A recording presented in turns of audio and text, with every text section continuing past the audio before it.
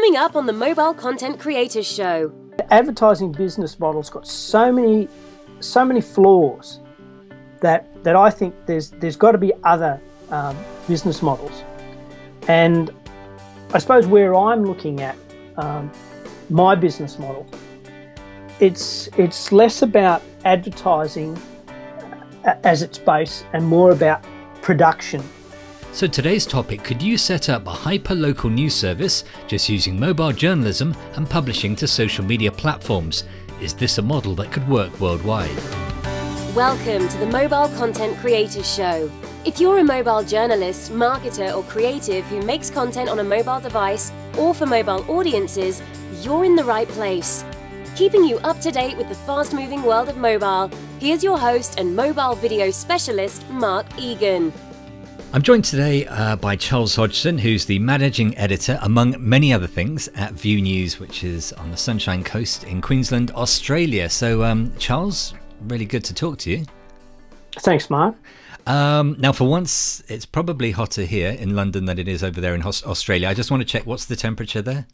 It was reasonably warm today. I mean, it's about 6 p.m, just gone 6 p.m. in the evening now, so it's cooled down a bit, but it would have been, I don't know, 22, 23 All right, today. So I'm just doing that just for once. The weather in London, about 35 degrees today, is hotter than there. I know every other day of the year, winter or summer, you have better weather, but just today, we're going to claim just today, I'll let you have that one.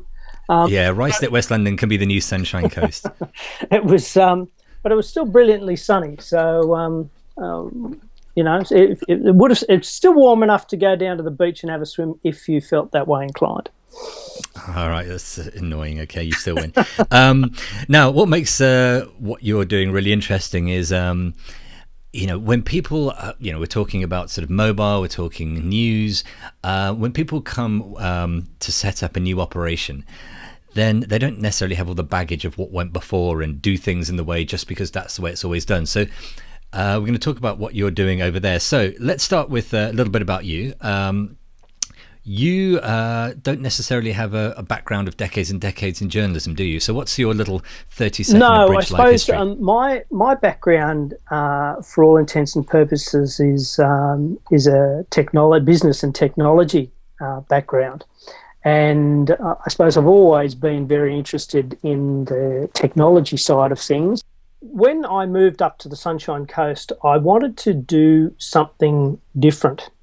And so I'd always had a keen interest in news and politics and videos and documentaries. And with my sort of background in web development, I thought, well, I'd be interested in setting up a local news website. And I suppose the state of play back then was news websites were very much in their infancy. Social media was very much in its infancy. What sort of year would we be talking here? Oh, we're talking probably, 2008. Right, which isn't that long ago, but in technology terms, it can be ancient history, can't it? Technology terms, it was light years ago, and so it was probably a really crazy and stupid thing to do, in one respect, in terms of because of what's happening in the industry, in the general news industry and in the media in general, because it's really been going through some tough times. But I don't necessarily see it as that. I see it as there's some great opportunities there. It's just that I suppose there's no one's really worked out the business model yet. Nobody. So you looked at the news industry, saw lots of people struggling, people even going out of business, and thought, brilliant, I want to get involved there. Yeah. You work out the logic in that because I don't think I can. It was more something that I wanted to do, and money wasn't necessarily the first consideration. And just for people, I mean, I've been to Australia. I did some filming for the BBC a few years back. went to Sydney and to Canberra, but I'm not familiar with your part of the world. So what the kind of patch that your local news, and we'll come on to that in a second, is covering, what sort of place is this? How many people, and how well served was it by news before? Okay. I suppose it's the place is called the Sunshine Coast, and it probably often gets confused with the Gold Coast. Now, the Gold Coast, in terms of geography, is south of Brisbane. The Sunshine Coast is 100 kilometres north of Brisbane, and it's a very different place insofar as it's has been primarily tourism. You may know of places like Mooloolaba and Maroochydore and Noosa. They're all on that sort of strip. And the general population of the Sunshine Coast region is about 330,000 people. And it's sort of broken up into various different communities. And at the time I was living in the hinterland. So when I started my website, I essentially tried to address the local news needs of the hinterland. Now, there was a local newspaper there run by the local newspaper that ran various different newspapers in various different localities on the Sunshine Coast, as well as one main paper. So that was very well established, but I didn't think. I believe that there was something that you could do that was different. So let's go back to the very beginning. How did you gather news at the beginning, and then what have you? What has that evolved into now? I suppose I really did that initially as, I suppose, a traditional newspaper reporter might have done it, in terms of going out with my pad and paper, or I typically, because I haven't come from a print publishing background, I didn't know how to do shorthand or anything like that. So that's when I started to look at things like voice recorders.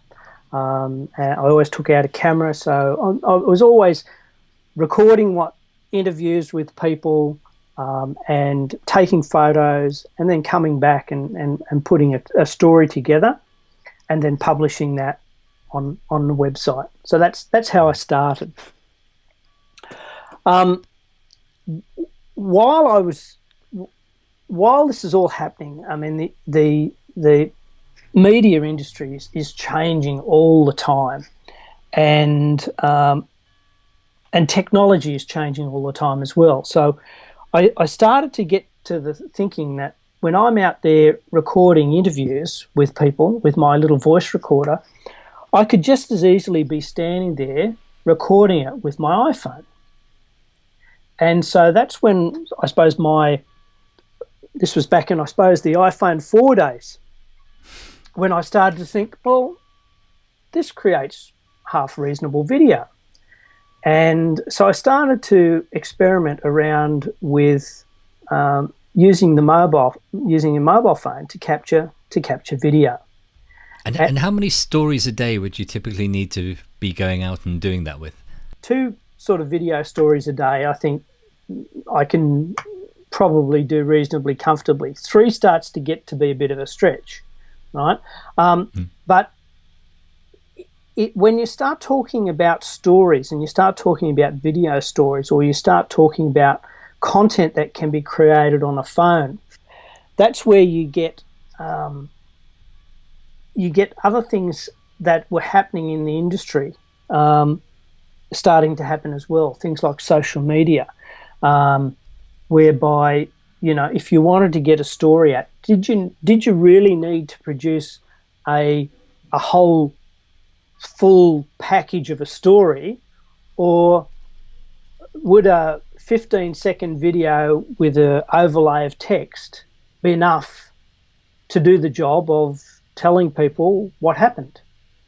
If there wasn't anything particularly controversial about it or interesting about it, it's more about just conveying information.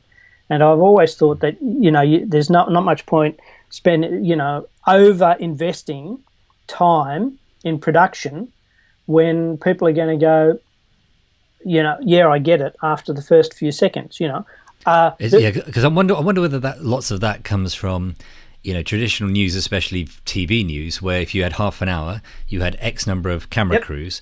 They all had to fill a certain amount of time. Therefore, the stories weren't necessarily given what they were worth. They were given enough so that they filled that half an hour with the resources that they had. Whereas if you're doing what you're doing, if there's a fire somewhere and you just say, right, there's 15 seconds of the fire, and that's a little bit of added info, and that's all they need to know. You don't necessarily need to package it up with 10,000 quotes from people, do you? Yeah, well, TV news is it's a mathematical equation, and so people say, well, how long do you make a video? Because I also do a bit of training as well, and people say, well, how long do you make a video? And you say, well, as long as it needs to be. And that was the freedom that I have in terms of being able to say, well, I don't have to get it down to a minute 20 with a 10-second lead in. I can just start, if it's 15 seconds, there was a new bridge opened or there's new playground equipment in a park. I mean, they're not, they're not particularly earth-shattering stories, but they're local stories, and people would be interested in knowing, what's going on. It's really just to be able to convey the information and not overinvest time and effort. Given that, I didn't have a lot of resources to call upon. It was really a matter of, well, how much do I need to effectively get that information out there? And also, if you're going to do little 20-second videos or 10-second videos, it means you could cover more stories. And when you're mentioning the type of stories there, I remember the BBC did a pilot about 10-12 years ago in sort of local news. And when I say local, it was in the Midlands of the UK, giving the various cities their own little news service. And it was effectively shut down by the newspapers who complained. But I worked on that pilot for a little bit, and I've never, ever found it as rewarding going out doing stories, because people really appreciated that you were covering their area, because they just fell off the radar. TV news, it was too small. Yep. And often for the newspapers, they wouldn't necessarily send somebody out to do any video with it. So yeah, I think this is really interesting what you're doing, because there is that gap, and lots of local newspapers are shutting, but people do want to know what's going on in their area, but people are looking around for a model that works, and it seems like you're trying to do some quite innovative stuff. So you mentioned that you moved to using the phone, going mobile, which makes a lot of sense, and then you identified the social platforms. So does that mean that when you create a story, you're thinking, oh, this would be a great story for Facebook or whatever, or do you still have a website hub where everything goes to? Like, how do you get the material out, knowing that your audiences are there on social media? Okay, I came to let me see if I can explain this. If you go and stand in any coffee shop or stand outside any school and just watch people and watch their primary activity. Their primary activity is their head buried in their phone, checking out social media.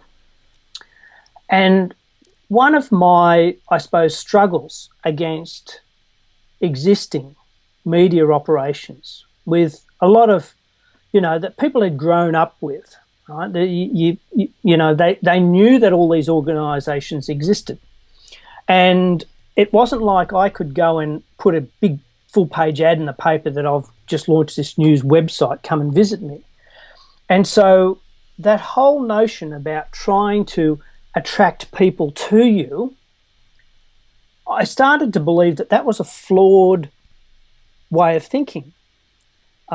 People were voting with their feet as to where they wanted to go and the sort of information that they wanted to receive.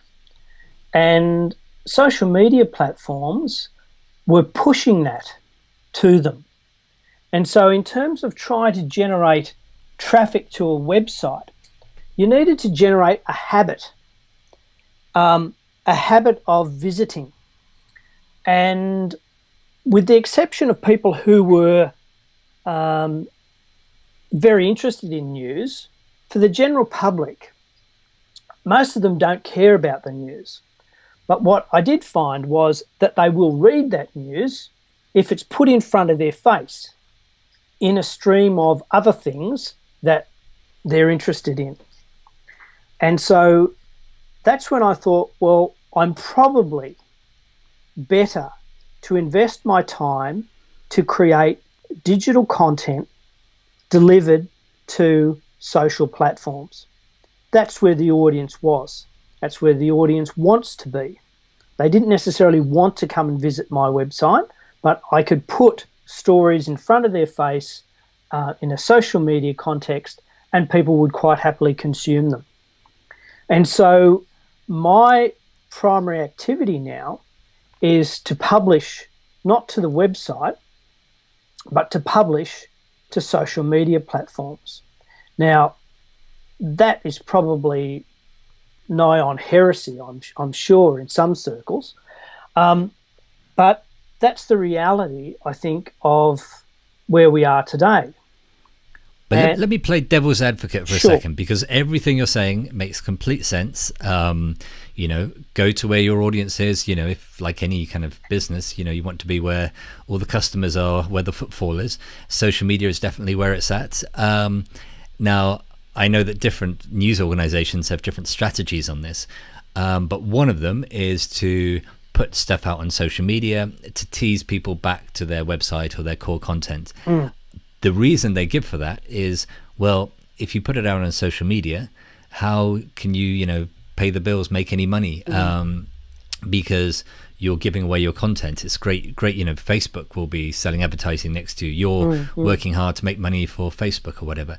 You mentioned earlier that, you know, money wasn't your prime objective, but is this a model that you think could work like financially as a financially viable model, or is it something more for, you know, that, you know, communities need this kind of news, and this is a way to do it? It isn't necessarily a money-making thing. Okay. I think everything's got to come back to a money-making equation. And the problem is that we're probably trying to retrofit an old business model onto new paradigms, new ways of doing things. In those old days, the papers and the television stations controlled the distribution mechanism. They don't now. And more people are saying, well, we can just publish this stuff ourselves. And, you know, media is having a real hard time of that. And there's a lot of media organisations too that are falling foul of the fact that you talked about where people will create teasers to head people back to their websites. Now, the problem with that is if they give too much away and it's news, then people don't need to visit the website now, because there's enough of a snippet there that, well, I know what's happened. I know what happened. I know what happened. Why do I need to go and visit it? You know, where if my primary interest is not in news, well, yeah, there was a car crash on the highway. Good. I know that now, right? That's why there was a hold-up, right? They're not really that interested in delving down any deeper. So then they take the other approach where they go,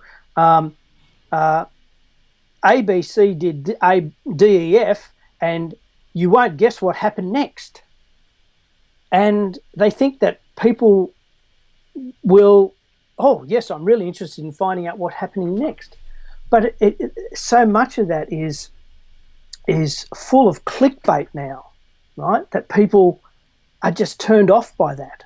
So they're not going. They've been burnt so many times whereby they've been tricked into going to somebody's website, right? And they effectively say, "You've just wasted my time.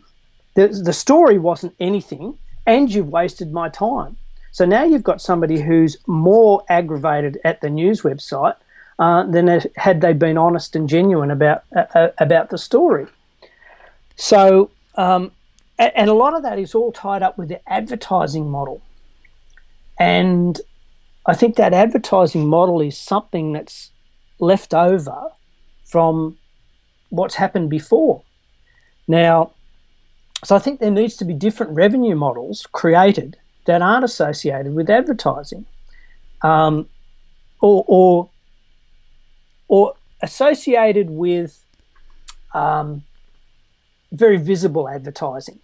Now, the latest thing that I've come across is you go and click on a news story, and you've got to sit through 30 seconds of pre-roll ads for a news story. And I say, well, I'm not going to do that. I'm going to go and find somewhere else that doesn't have the 30 seconds of pre-roll in advertising. And so the business model, the advertising business model's got so many flaws that I think there's got to be other business models. And I suppose where I'm looking at my business model, it's less about advertising as its base and more about production as its base. As I mentioned earlier, I came from an IT background where most of the time I was a consultant. I basically went into organisations that didn't have their own internal IT capability, and I provided services to them. Now, in this coming world, in this coming media world, where everybody is a publisher, where everybody has the opportunity of a publisher, that's a fantastic opportunity. But for many people, it's not their core business. And for many people, they don't want to necessarily have to learn how to create videos. Right? They don't. So in essence, you're saying that you have the skills of creating content. Everybody needs content created now. So instead of just saying we're going to create our own content and you stick your ad in front of it, why don't we also sell those skills that we have as a way of getting income to support the process? Absolutely. And right. and so you know, I might say, for example, let's have a story. Let's have a for instance, I get something coming in from a PR agency, and it's about a new factory opening up, and you think, all right, that's fine. Can't really give the plug to a company about opening a new factory, but I am interested in the news element, which is it's good for the economy. This factory's opening up. It's going to provide 10 new jobs, right? But why don't I also, while I'm out there creating or gathering the elements for a news story, say to them as well, why don't I package together for you something for you, a digital asset that I can create for you in terms of content, a video or whatever, right, that you can then use. And that will subsidise, right, and help pay for my news creation. Right? So now, the natural question that will come up for that, and I fully agree with you on the fact that the business models need to change, because why would you advertise even in a newspaper when on Facebook you can target somebody who is, you know, 5'7" and likes a particular sports team and, you know, likes drinking a certain beer. So I do think the advertising model is in serious trouble, and people do need to sell products and services. The question that I think lots of people, you know, in the journalism world will come back with and saying, well, isn't that a conflict of interest if you're going out and you're trying to sell, you know, video services to the people you're doing the news story on? Does that take away the fact, you know, take away your objectivity, because you're perhaps thinking, well, you know, that's a decent story, but over there they've probably got a bit of money and might buy our services, so I think I'll go and do that story. What would your answer be to those who say this is great as a business model, but you're undermining your, you know, journalistic values also? Well, I would say that all those issues are already there. They already exist in the existing advertising world. Certainly in my experience, with regional newspapers, if you want to get your story and you want to get a bit of editorial, in the paper, you're going to buy advertising. That conflict already exists, and I don't. And people say, well, we can manage that now, and I'm saying, well, why? Why do we? Why does that need to be any different? Instead of saying, right, instead of buying advertising from me, you can buy a digital asset from me. And I'm saying, well, instead of buying advertising, which is just one shot, might be an ad in a paper. I'm saying to businesses, buy our services to create a piece of digital content, a video or whatever it might be, right, which you can then use over and over and over and over again into modern platforms like social media and on your website and in email newsletters and all those things, right? So that same money that used to fund all the journalism is just being created in a different way. And I do fully accept that point. Working in Kent in the southeast of England, and there was a big story about a massive company there, a very, very well-known company, who I won't name because I'd probably get myself in trouble. But we at the BBC didn't rely on advertising at all, and we went big on the story. The commercial radio stations, the newspapers, mentioned it as a tiny little thing, way down the running order, kind of buried it effectively. And the reason being is because they're an important advertiser. So, yeah, I mean, I totally see that point. It's that problem has always been there. It's nothing new. Okay. So I suppose what I'm saying is that I'm not saying that is the case on every story, right? But it's almost, to a certain extent, those production services are subsidising news creation in whatever format that's going to do. I mean, it's in the same way that advertising is subsidising news production. I'm saying, well, content creation is subsidising news production. Now that wouldn't preclude me from going hard on a story. One of my founding principles, somebody said to me the day I started, look, we don't want a free ride, right? We want you to be fair. If we need a kick up the backside, then give us a kick up the backside. But, be honest in your representation of what the story is. And that's, I suppose, what that's my, I suppose, philosophy. That's my morality behind it. It sounds a lot like, I don't know, have you read the book Constructive Journalism by Ulrich Hagerup, who is from DR Danish television, and his whole idea, which is sort of gaining traction, I don't know if it was his idea originally, is constructive journalism, in the sense that journalism should serve the audience, and it's got to the point now where it's got so either sensationalist or cynical that actually it's giving a quite warped representation of the community people live in. And whenever they do surveys of people's perception of everything from crime to immigration, it's completely like way off the scale, because they're so focused on finding fault with everything that actually they're not interested in showing all the other stuff, not just positive news, but just approaching it to not to always have to kind of knock a story or make it a real knocking story, just because good journalism has to be always negative and cynical. But it sounds similar to what you're saying. And out here, I've had raging arguments with some of the local print journalists on that very fact, in that they are always trying to find the negative aspect, because the negative aspect is the thing that creates energy around a story.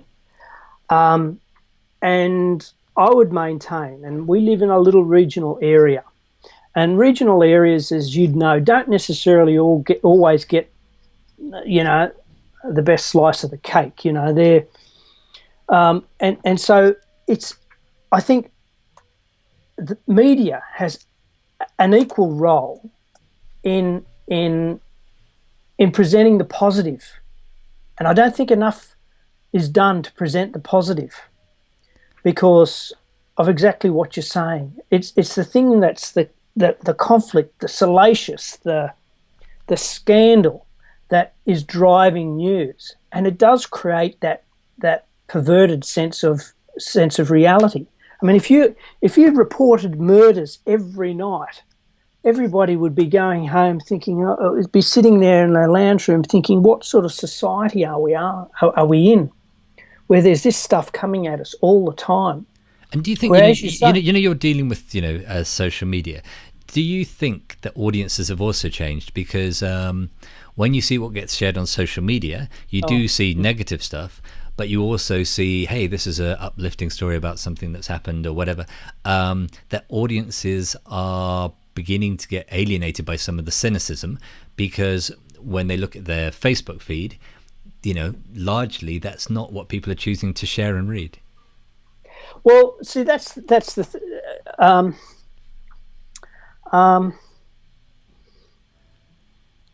in the sense, do you think the audiences have changed, or do you think just because they can now show what they want, that perhaps in the past you made a decision what went out there and they were powerless?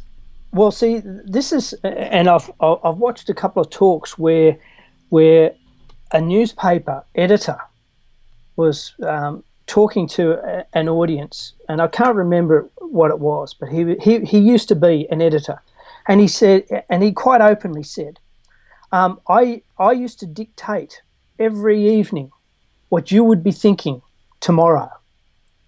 And I think one of the things that's happened in social media is that you are now able to indicate how you feel about a story in a much better way than you've ever been able to do it.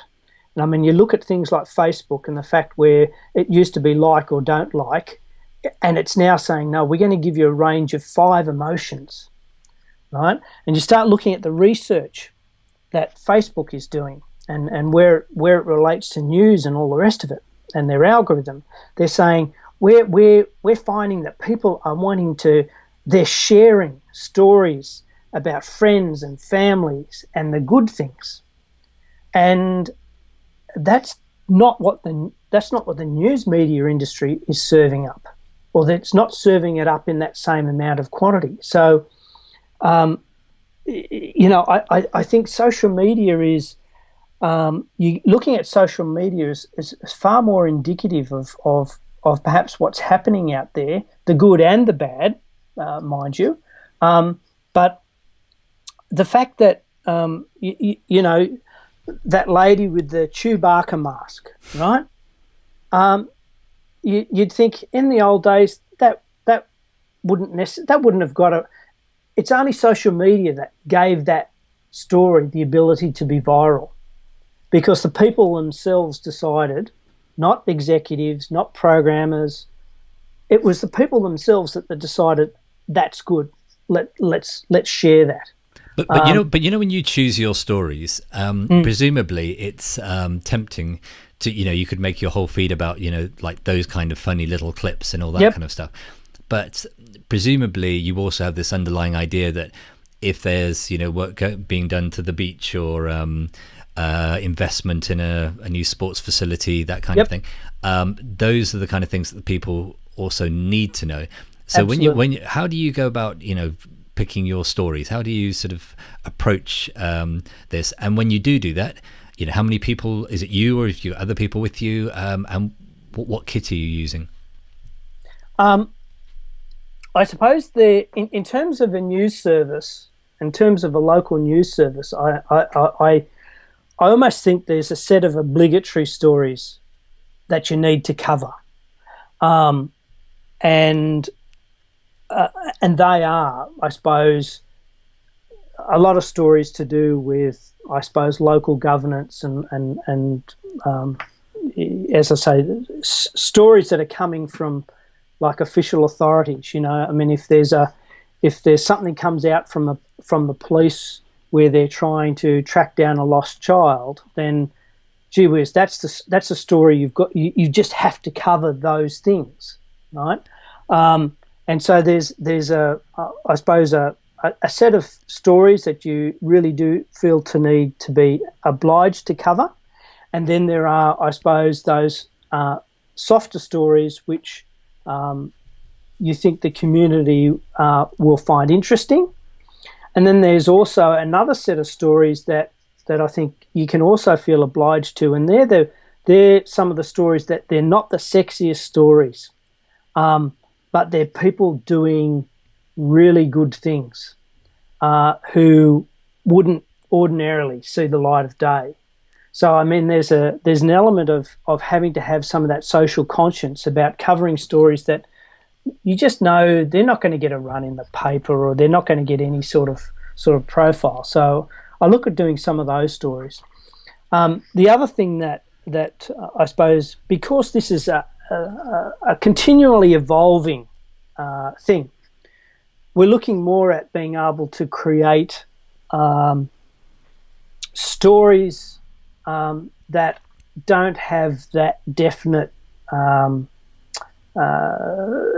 time limit to them, creating a lot more evergreen stories, a lot more evergreen type content. And so, we're looking at other areas to create that evergreen type content. And what kind of firepower do you have? I mean, is it you? Do you have citizen journalists who chip in? How does it work with, the number of people you can throw at this? I draw an absolute line around, and it sort of peeves me a little bit with the large commercial media organisations who've all taken to saying, send us your stories, send us your pictures, send us your videos.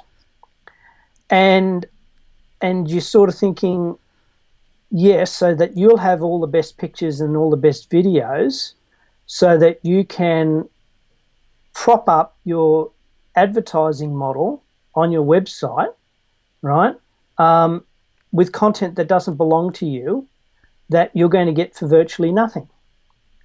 And so I have a real problem with the fact that had they sent out a commercial photographer, one of their own photographers or one of their news crews, to take the identical vision or record the identical interview, one has a commercial value and the other one doesn't.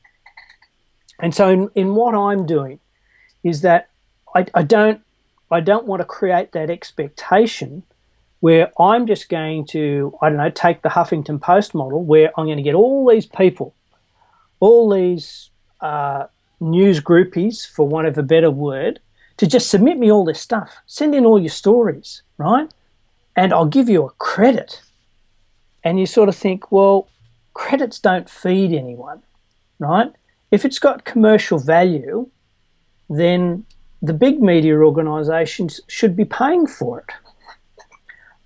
And so, to a certain extent, I'm saying the same thing, that I want to be able to pay people for newsworthy content.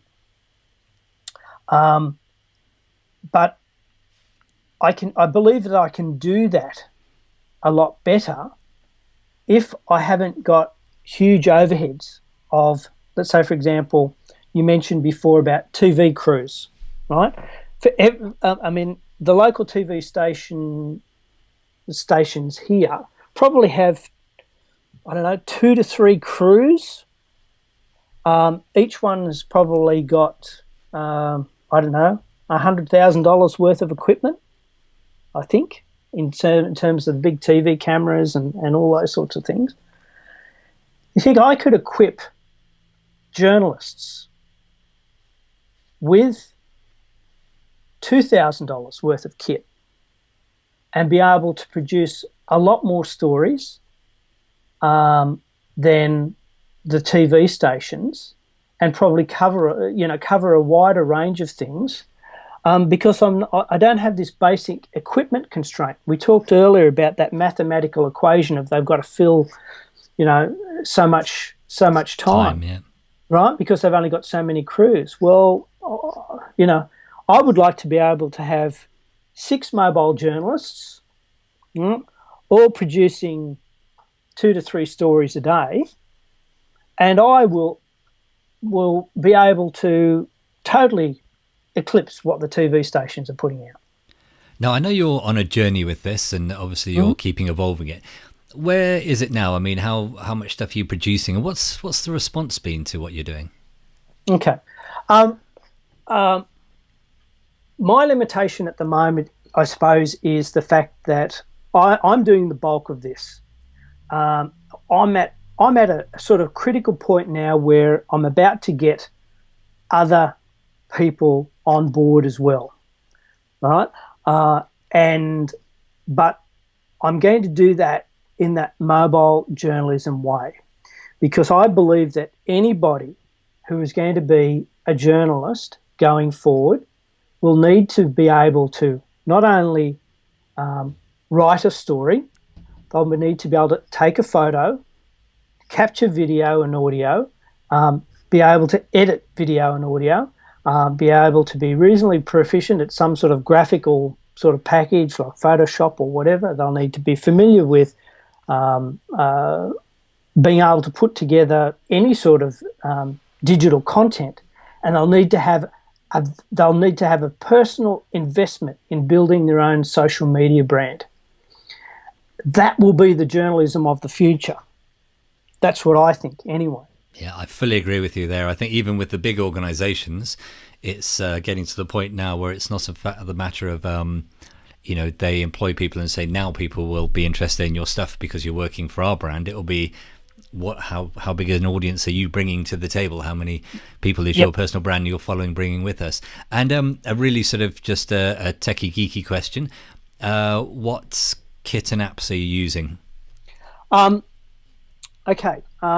Because I'm a techie geeky sort of person, I've been through all the various different, if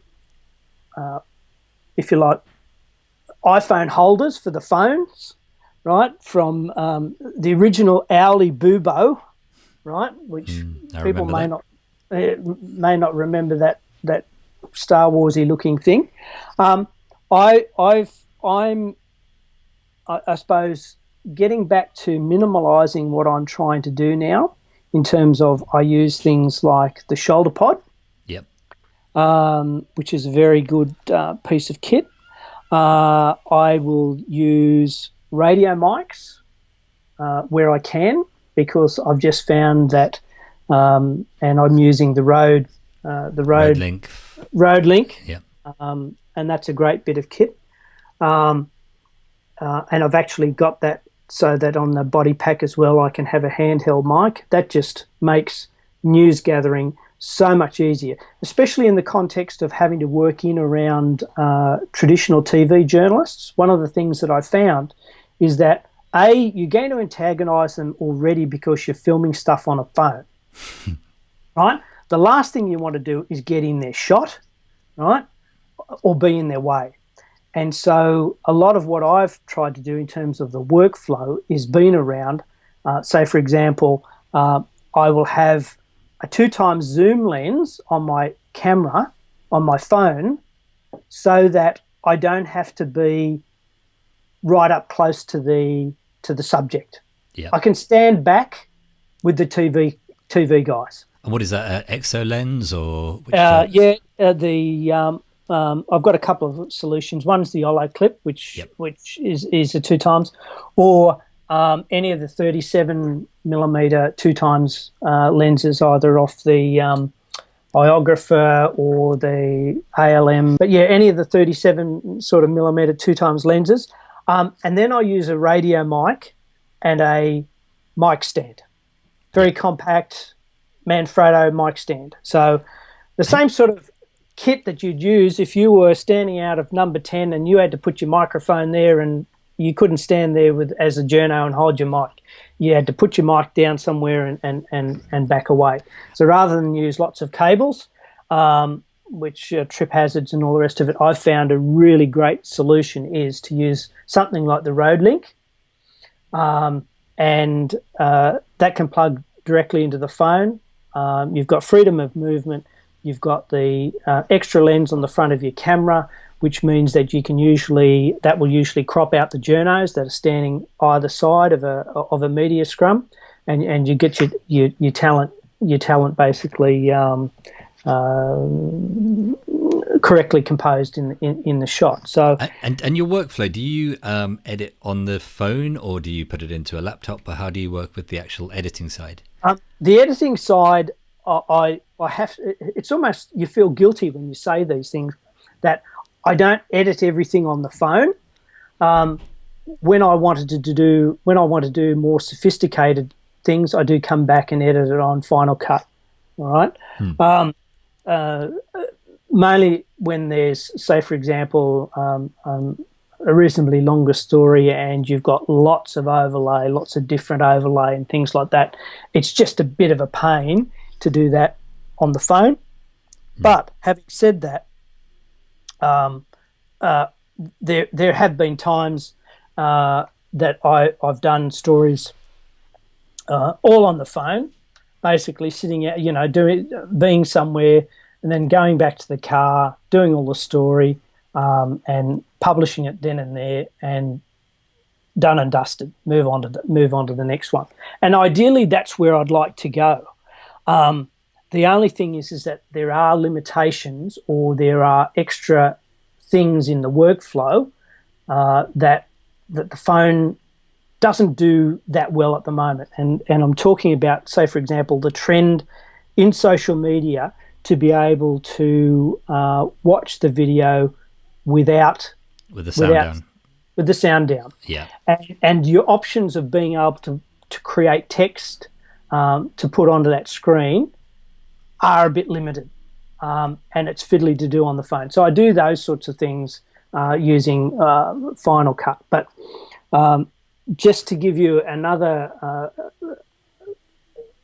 example of my geekiness, I also now have a Samsung S7. So here's a bone that we can throw to the Android people, that they have an editor on their phone, on Android phones, which is the KineMaster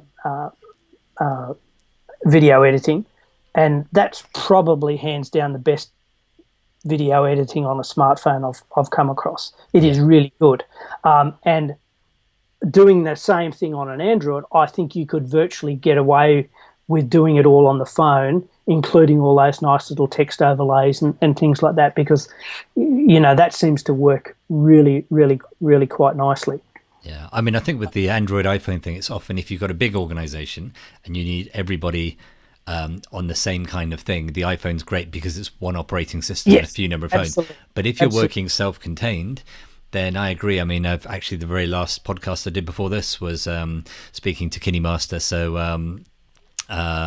yeah, it's good they're stuff. doing a great job, yeah. And I've gone a lot longer than I'd planned, partly because actually lots of the things you're talking about aren't just, about mobile journalism. It's about rethinking everything to do with news and how it's produced. Yep. But just one final question then.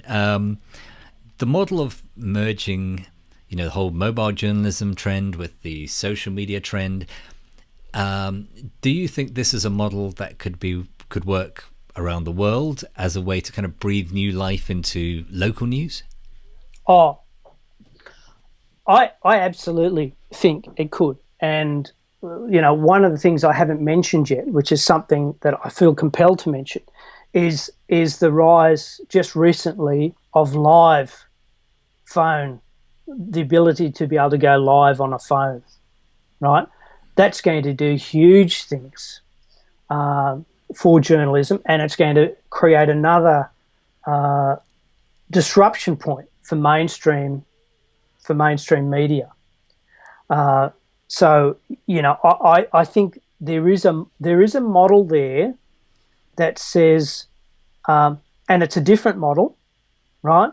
The model says is that you are a smaller, more agile group of content creators, right? Digital journalists, they've got various different names, that can use all these new tools. The thing about where you'll still hold on to those journalistic values. Let's say, for example, your local parliamentarians, they're not going to open up access to every Tom, Dick and Harry who wants to come in and be a citizen journalist. But under the context or under the framework of an organisation that is a journalistic organisation, then people will be able to still have access to those people and be able to tell those important stories, because the people who are involved in those stories or are players in those stories will have the confidence that these people have some sort of professional standing behind them. You know, it'd be the same as saying, well, I don't know, dentistry equipment's price of that's coming down and down, and everybody could do that if they wanted to, but would you want everybody doing that? No, you probably wouldn't.